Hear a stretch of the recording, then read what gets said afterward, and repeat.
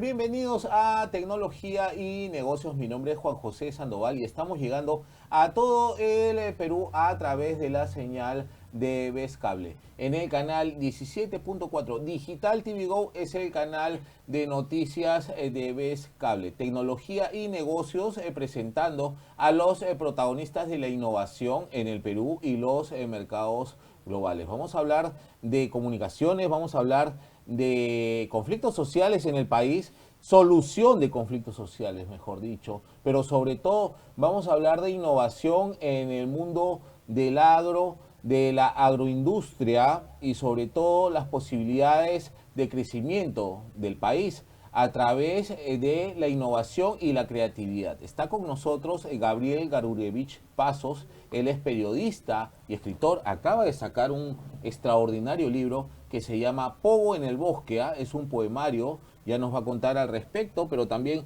vamos a estar hablando un poco de su trabajo como periodista y escritor. ¿Cómo estás, Gabriel? Bienvenido a Tecnología y Negocios. Juan José, muchas gracias, buenos días, gracias por la invitación y la presentación.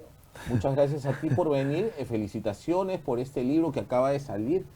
Pogo en el Bosque, es un poemario que acabas de publicar. Me parece que es tu primera publicación en poesía, aunque ya has publicado otros libros. Cuéntanos al respecto. En realidad es el segundo libro que he publicado en poesía, ¿no? Y en efecto sí he publicado otros libros. Mi primer libro lo publiqué en el 2015 con Penguin Random House, 8 mujeres peruanas que encontraron el éxito y el poder, ¿no? Donde está, dicho sea de paso, incluida la entrevista, la polémica y revoltosa, digamos, entrevista que le hice a Nadine Heredia, ¿no? ¿Qué pasó ahí? Tú le hiciste una entrevista, después ella se desdijo, dijo que no había dicho lo que tú habías publicado, sin embargo tú tenías grabado todo. Sí, te acuerdas muy bien de esa entrevista. Sí, sí, claro, yo tenía grabado todo porque era una entrevista formal, o sea, digamos, habían 2 grabadoras ahí en la mesa de Palacio, de uno de los salones de Palacio de Gobierno, y lo que pasó, en resumidas cuentas, fue que lo que a veces pasa con los entrevistados, seguramente te debe haber pasado a ti en algún momento de tu carrera como entrevistador, es que a veces los entrevistados se sienten muy cómodos, ¿no?, con la persona que tienen al frente, con el periodista, se olvidan que es un periodista y a veces dicen cosas que no quisieron decir, ¿no? Porque Nadine había sido tu compañera de universidad, ¿se conocían? Nos conocimos en una temporada donde yo estuve en el grupo vocal de la Universidad de Lima, pero no hemos compartido salón, ¿no? O sea, sí estuvimos unos meses en el grupo vocal de la Universidad de Lima y tuvimos cierta cercanía, pero eso fue en el 2014. No, perdón, en el 2014 fue la entrevista. Y en el 2014, hace como 20 años que no la veía.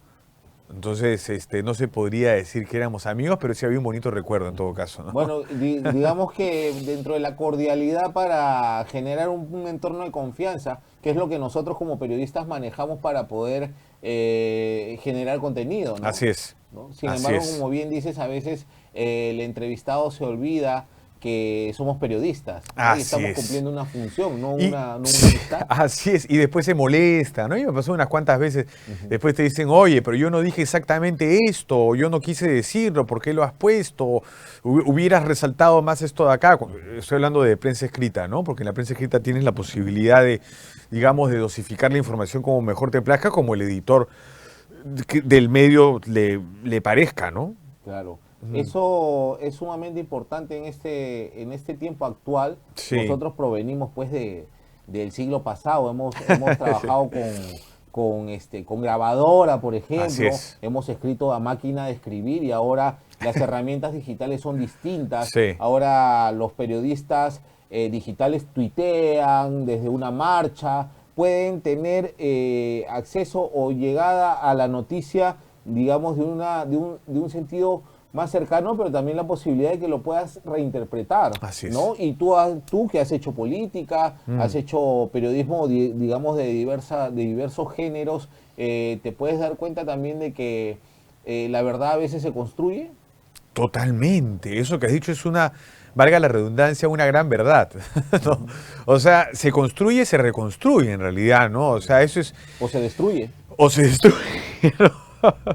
Y eso, a ver, el ejemplo, claro, lo más, digamos, palpable o que evidencia lo que acabas de decir, ¿no? Que la verdad se construye, se evidencia, valga la redundancia, en la prensa escrita. En la prensa escrita se reconstruye una entrevista, digamos, o una situación noticiosa, ¿no? No es exactamente igual como ha pasado. Incluso una entrevista que tú la puedes transcribir y luego cronicar, digamos, en una revista o en un diario o en el papel, es una reconstrucción, ¿no?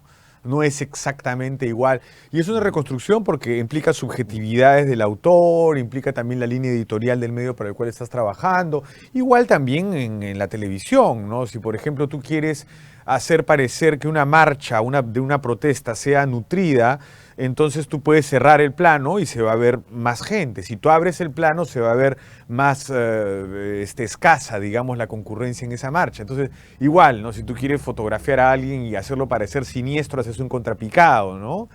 Y así puedes, digamos, utilizar los recursos del periodismo, tanto escritos como audiovisuales, para reconstruir determinada noticia, ¿no? Volviendo a ese incidente del 2014, Sí, ¿no? De tu libro Ocho Mujeres, sí, sí, sí. ¿no? ¿Qué fue específicamente lo que no le gustó? Pero recuerdo que quiso impedir la salida de la revista, del número, Sí, ¿no?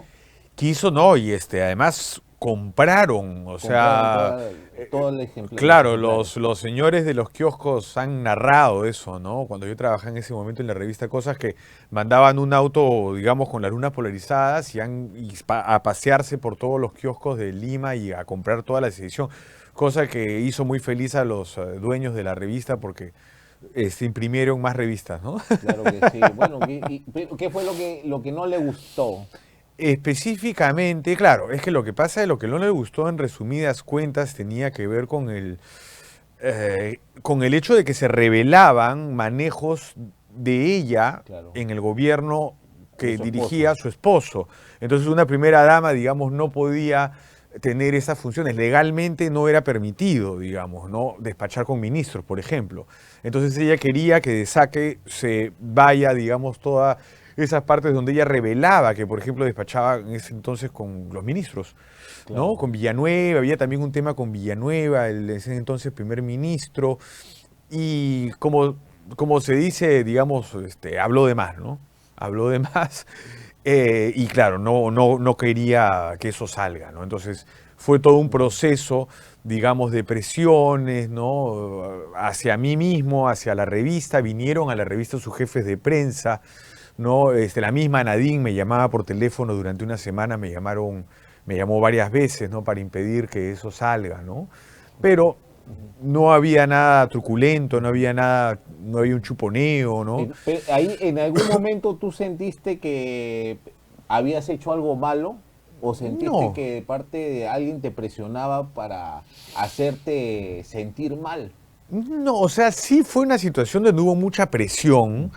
pero no hice nada malo, mucha presión de las dos partes, ¿no? O sea, tanto en ese momento era la mujer más poderosa del país, estaba, digamos, el poder por un lado y por otro lado mis jefes o los dueños de la revista que querían sacar las cosas como sea, yo quería un poco llegar a un término medio, ¿no? Cronicar algunas partes, suavizarlas, bajarles el tono, pero en la revista me decían que no.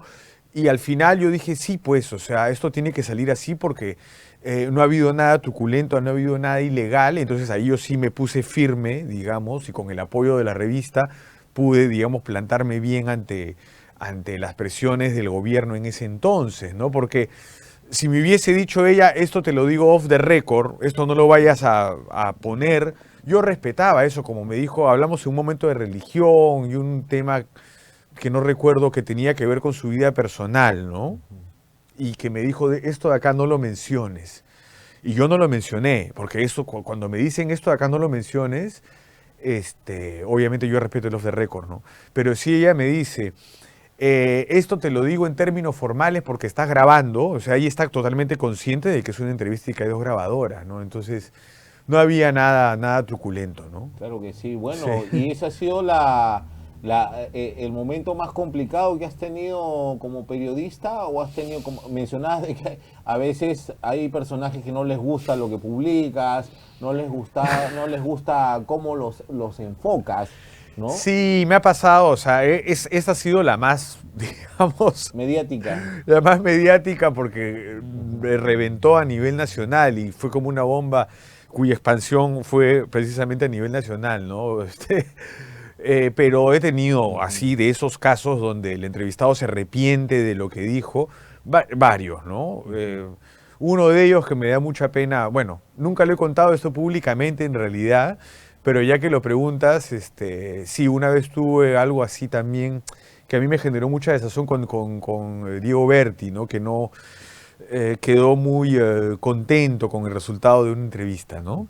Porque conversamos un montón de tiempo y yo solamente me centré en un tema que tenía que ver con su vida personal, pero esa es una cuestión, o sea, uno como periodista tiene libre albedrío de poner lo que quiere poner y en conversaciones con el editor además, ¿no? O sea, eso es una decisión Ujú. interna en el periodismo, ¿no? Pero igual se molestó Diego Ujú. ¿Te Berti, ¿no? encaró, Sí, claro. Me llamó por teléfono y pero me pidió dijo, que no salga la entrevista o aceptó ya ya había salido y me hubo el llamó, reclamo? sí, hubo un reclamo y estaba muy molesto y me dio pena porque yo en ese momento tenía cierta, no, cierta cercanía con él, teníamos amigos en común, ¿no? Y como tú dices, cuando uno es periodista, ¿no? Tú no eres amigo realmente Ujú. cuando haces una entrevista, ¿no? Pero a veces las cosas se confunden, ¿no? Y claro, él me hizo pasar a su casa, conversamos como 2 horas, ¿no? Y claro, yo solamente saco una parte y él reclama, pues yo podía comprender su molestia, ¿no? Pero bueno, cosas que pasan, ¿no? Gajes del Sí, oficio. bueno, el periodismo involucra este tipo de situaciones Y en realidad, sí, ¿no? y después he tenido también otras situaciones similares con unos Ujú. actores o actrices, incluso cantantes, Ujú. ¿no? Pero claro, son cosas que yo digo, o con deportistas, ¿no? Ujú. Me ha pasado, pero claro, o sea, yo siempre digo en esos casos, esto tú lo has dicho, está en la grabación, yo no Ujú. estoy inventando nada, ¿no? Eso está acá, tú lo has dicho, ¿qué le vamos a hacer, no? O sea, si tú me hubieses dicho no saques esto de acá o esto te lo digo off the record, yo respeto el off the record siempre. Claro. Siempre, ¿no? Cuando me dicen, a veces eso me pasa también, apaga la grabadora que te voy a decir algo, apaga tu grabadora. Entonces yo la apago, la pongo en pausa y conversa me dice, oye, mira, yo te cuento esto de acá a ti nomás. Eso sí me ha pasado muchas Ujú. veces y yo en la vida voy a traicionar, no, la confianza de un entrevistado. Cuando me dicen no pongas esto, yo no lo pongo tampoco, ¿no? Eso sí. Claro, Pero si no me dicen nada, como lo de Nadine, perdóname que me estoy regresando claro. a ese tema, con sus asesores de prensa y con ella misma vimos que iban a hablar sobre política. No hablamos, era una entrevista sobre la primera dama y su perfil de primera dama, ¿no? Pero obviamente yo les dije a los asesores de prensa con los que negocié esta entrevista, si ella quiere hablar de política, yo no le voy a impedir. Yo no le voy a decir, no, no hablemos de política, obviamente yo voy a repreguntar. Así, eso se lo dije a los asesores de prensa y así fue.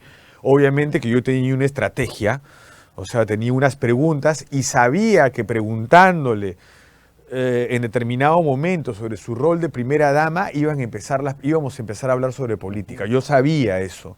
Claro. Entonces, obviamente que después de esa pregunta tenía mis preguntas sobre política. Las había diseñado, tenía un cuestionario ya hecho, una base, ¿no? Entonces, eso no es hacer trampa. Eso es simplemente, como tú dices, cumplir tu rol de periodista Claro.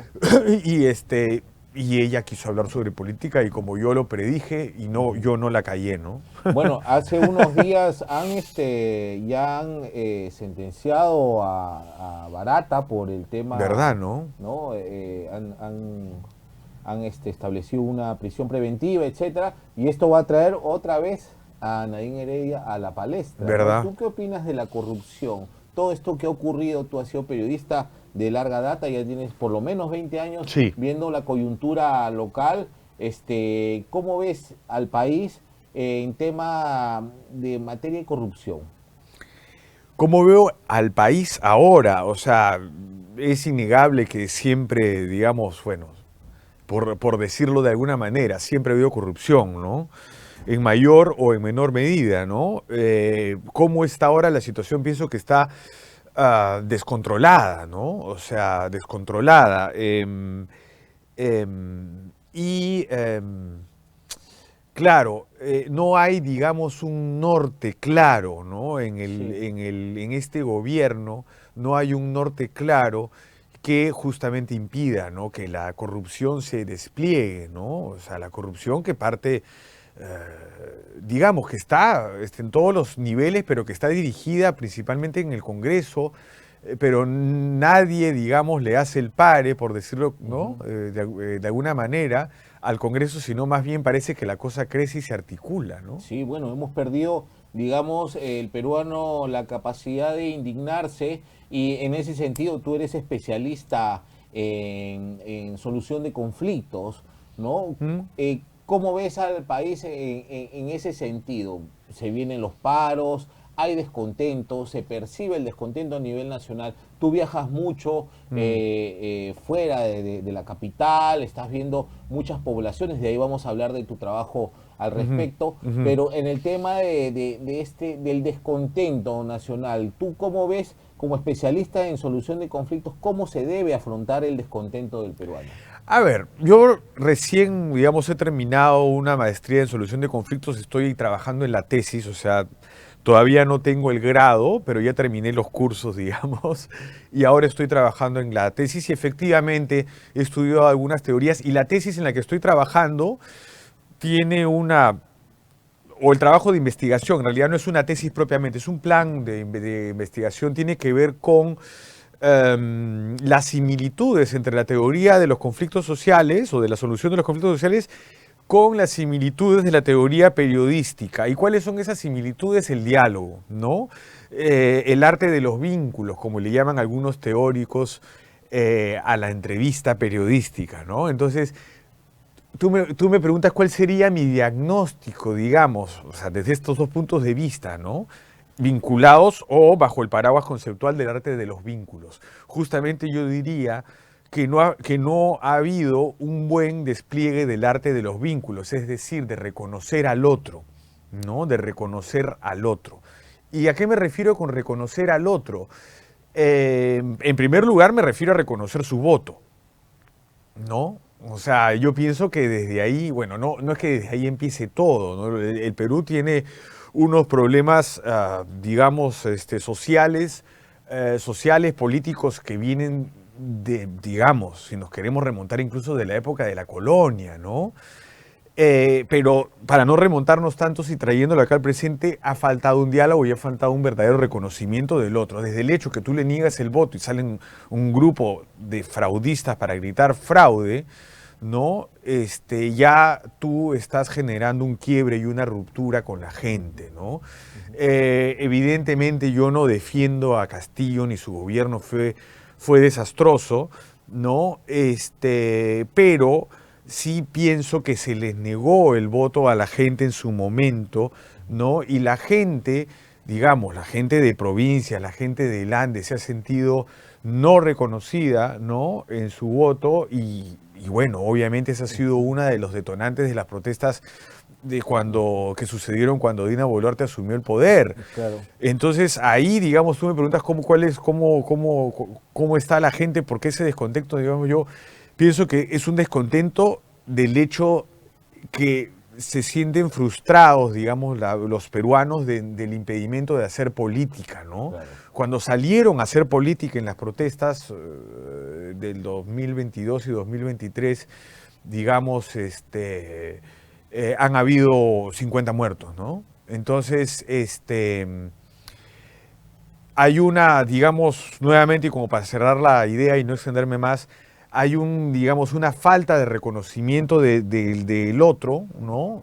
De la gente, digamos, de la gente de Irlanda, un reconocimiento político, ¿no? Y eso me parece que es el tema de fondo, en realidad, ¿no? Es el tema de fondo, ¿no? Bueno, digamos. Interesante porque, mira, han pasado ya poco más de 2 años eh, y seguimos fragmentados con este tema de el reconocimiento del voto, ¿no? Y se sigue mm, hablando de fraudismo, hay medios de comunicación que consolidan esta idea y entonces sigue polarizado, ¿no? mm, Sin embargo, necesitamos darle visibilidad al emprendedor, darle visibilidad a la gente que sale adelante en el día a día, porque el peruano no puede parar por estos conflictos. Necesitamos seguir adelante. Obviamente necesitamos solución de conflictos de parte de todos los sectores, pero el peruano es emprendedor y Ujú. tú has descubierto, ¿no? A través de tu experiencia en la agroindustria, en el periodismo de agro,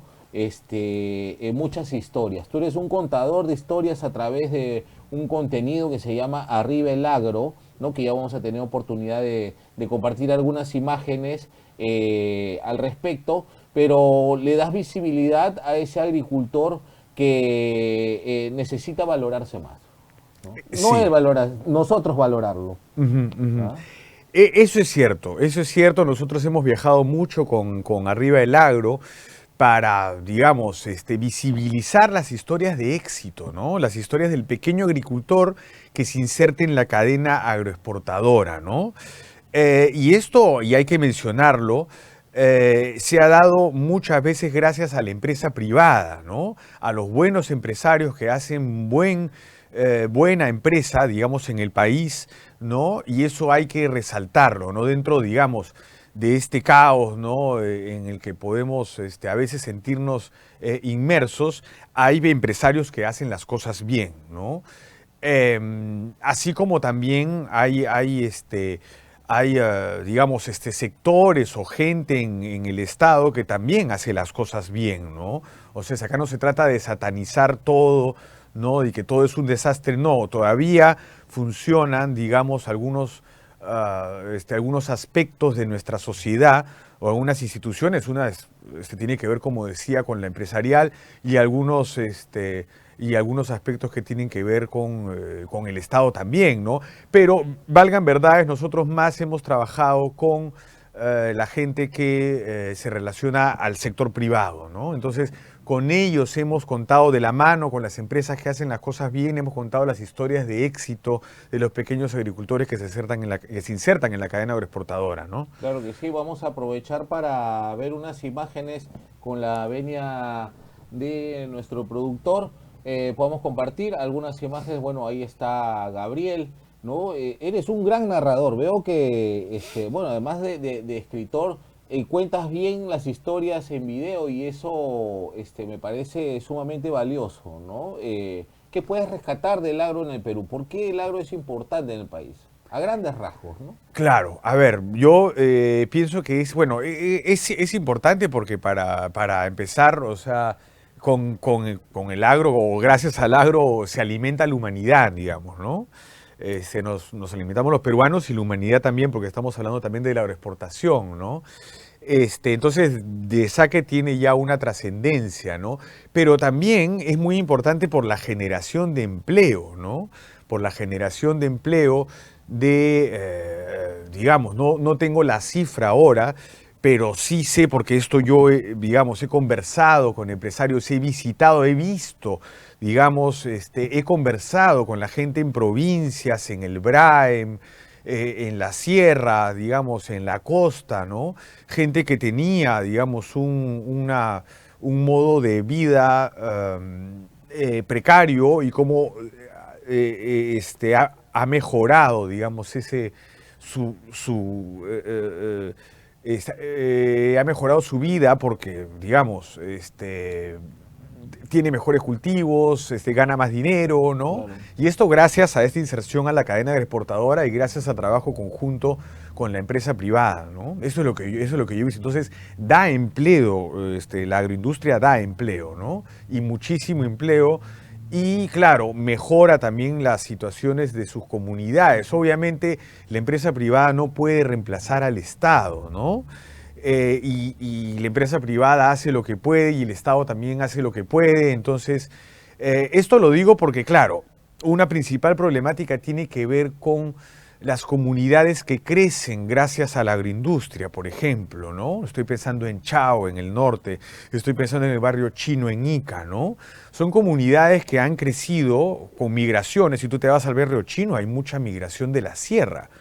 La gente habla quechua, hacen sus misas en quechua, y eso es en Ica, ¿no? Entonces, eso es alucinante. Y en Chao sucede lo mismo. Tú te vas a Chao en el norte, en La Libertad, y vas a ver gente que viene a trabajar en la agroindustria de la selva, de Tarapoto, de la sierra, de todos lados.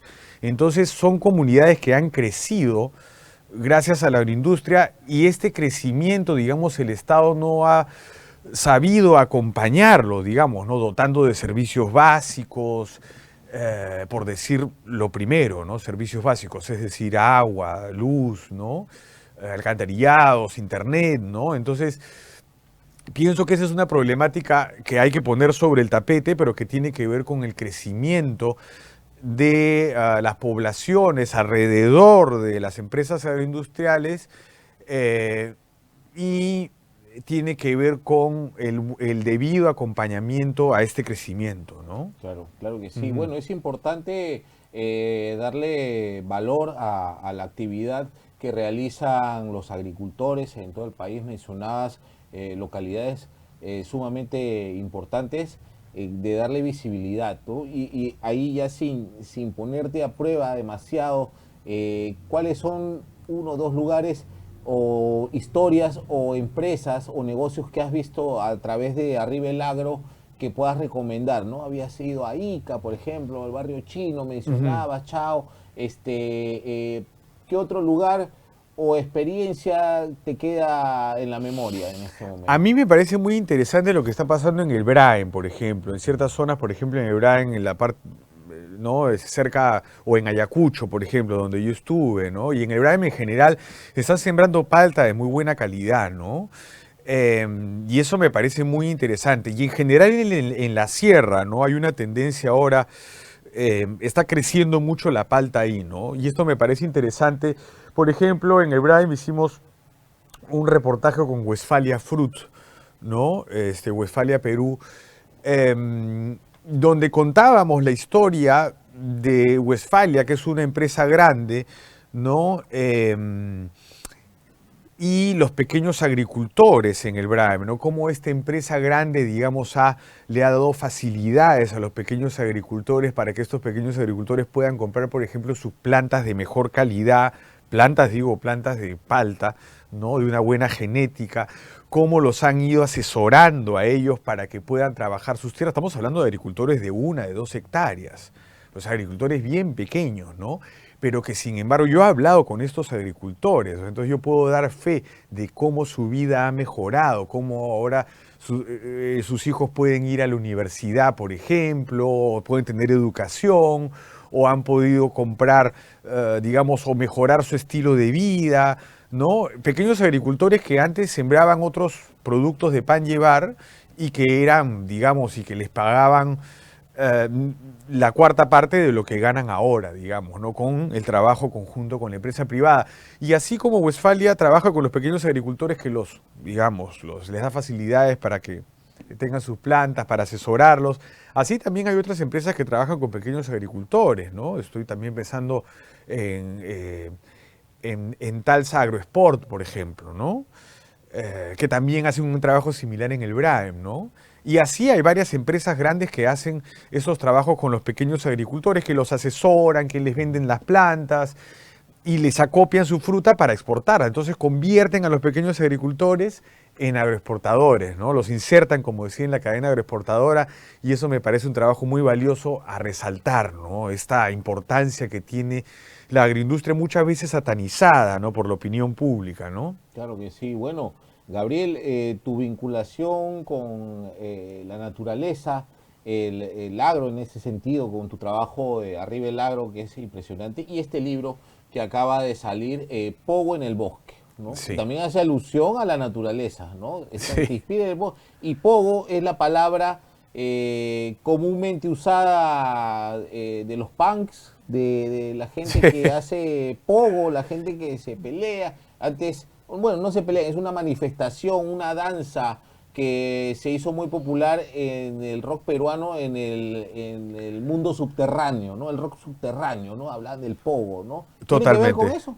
Sí, totalmente, tiene que ver con eso, ¿no? Pogo, como tú bien dices, es un baile, pero es un baile, si se quiere, un poco tosco, ¿no? Por decirlo suavemente, porque un pogo, digamos, la gente que no conoce, pero seguramente alguna vez ha visto la imagen, ¿no? De cómo la gente baila abajo de un concierto, de un escenario, de un concierto de rock, ¿no? Y se golpean y se dan codazos, ¿o no?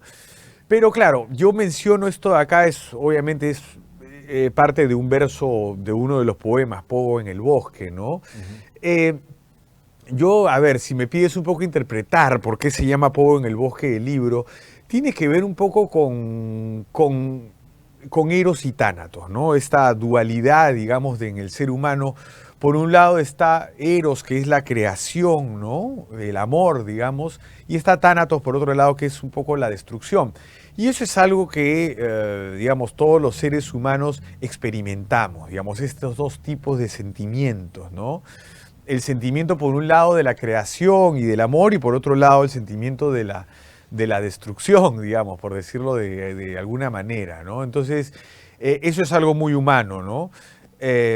Obviamente yo me inclino por el bosque, ¿no? El pogo sería un poco lo violento y el bosque sería un poco, para mí, lo que tiene que ver con la sanación y con el crecimiento espiritual, ¿no? Claro que sí. Este es tu libro número Ese es el 2 de poesía. y En general yo he publicado 8 mujeres con Penguin Random House, que es el 2015 primero. Luego he publicado el segundo libro mío, que es Serpiente Underground, que es de poesía. Luego también he publicado Más de la Cuenta, que es una novela. Y este sería mi cuarto libro, que es de poesía también, ¿no? Felicitaciones. Muchas gracias. Ya sabe toda la gente que está viendo esta entrevista recomendando este libro. Pogo en el bosque es el segundo poemario de Gabriel Gargurevich Pasos. Él es periodista, escritor peruano, ¿no? Con importante trayectoria profesional y que también emprende un programa, un contenido que se llama Arriba el Agro y que se los recomiendo. Bueno, el tiempo se ha acabado, Gabriel. Muchas gracias por tu participación. Solo saber, la gente que quiera adquirir este libro, ¿dónde lo están vendiendo? Sí, está el libro por lo pronto, porque recién ha salido de la imprenta, recién lo hemos presentado en la Feria de Salamanca de Monterrico, hace unas 3 semanas o 2 semanas. Y el libro está ahora en 3 librerías, sí. Una que es Lancôme, que está en Petitoires, sí, en Miraflores. La otra librería es La Familia, que está en Diagonal, en Miraflores, frente al Parque Kennedy. Y la otra librería es La Inestable, que es una librería, ¿no?, muy buena, que tiene muy buenos títulos de poesía, que también es en Miraflores, en la calle Porta. Por lo pronto ahí. Claro que sí. Bueno, importantes lugares de resistencia cultural. Eso. Así que, bueno, les recomiendo este libro, Pogo en el bosque, la nueva publicación de Gabriel Gargurevich. Muchas gracias por tu participación en el programa. Una vez más, felicitaciones por esta publicación. Y bueno, las puertas de este programa siempre abiertas para que puedas comunicar las novedades que puedas tener para todo nuestro público. Muchas gracias, Gabriel. No, a ti, por favor, Juan José, muchas gracias por tus palabras de felicitación. Gracias por la invitación a tu programa, a tu estupendo programa. Y bueno, quedo a tu disposición. Claro que sí. Muchas gracias, Gabriel. Muchas gracias. Vamos a una pausa comercial y seguimos con más tecnología y negocios aquí en Digital TV Go.